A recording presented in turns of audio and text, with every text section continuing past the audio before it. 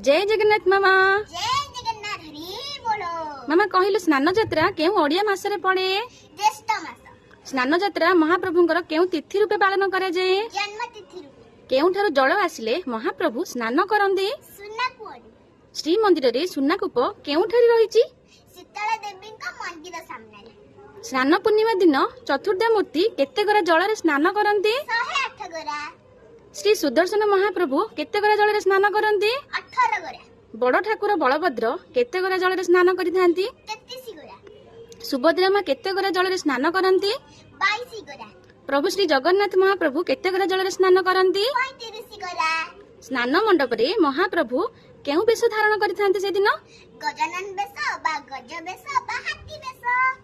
पुरी मंदिर रे स्नान देवी केउ कोण रे अवस्थित?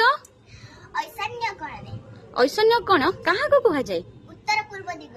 स्नान पूर्णिमा दिन रे किए प्रथमे मंडप को जाइथांती? सुदर्शन चक्र।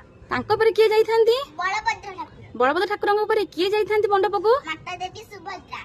शेष रे किए जाइथांती मंडप को? महाप्रभु श्री जगन्नाथ बड़ा प्रभु ठाकुर।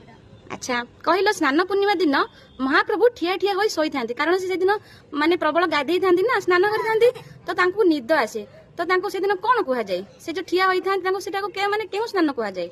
ठिया पहड़। जय जगन्नाथ हैप्पी देवस्नान पूर्णिमा प्रणाम। हरि बोलो राधे राधे।